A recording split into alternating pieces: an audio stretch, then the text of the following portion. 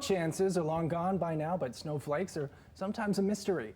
What do they look like? How do they form? So many questions that our Candace Monticelli will answer with today's experiment. Good morning. Good morning. I know we're all itching for summer at this point in that 70 degrees, possibly this weekend. But snowflakes, they're pretty cool and actually really complex. So I wanted to teach us a little bit about it today with our experiment. So here's a list of what you need to get started. Pretty simple. Just marshmallows and toothpicks. So I have two different size marshmallows, big and small ones.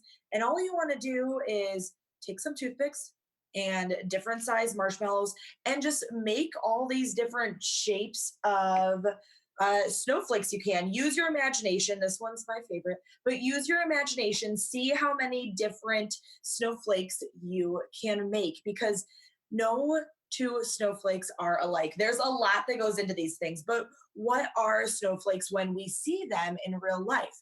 What's happening is there's water vapor in the clouds. That water vapor, it's going to attach onto dust or a particle and then freeze. That will gain more and more water vapor and continue to freeze on top of that one section, getting too heavy and falling out of the cloud. Works very similar to how a raindrop does. So it's just water vapor that's frozen. But snowflakes always have six sides. We'll count six sides on this one. And that is because of the hexagonal lattice structure of ice.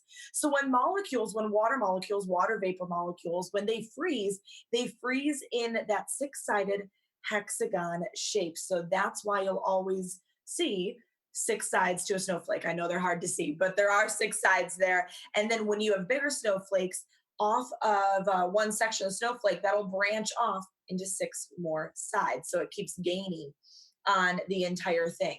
But I said no two snowflakes are alike. That's why we have all these different shapes here that we can build with our marshmallows and our toothpicks.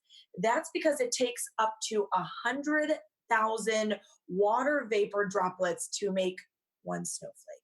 And the odds of those 100,000 water droplets coming together the exact same every single time are really unlikely. So when you get down to the nitty gritty, they are not the same. But snowflake shapes, they're all dependent on the humidity and temperatures that are in the clouds when these are freezing and coming together. And they do make different shapes.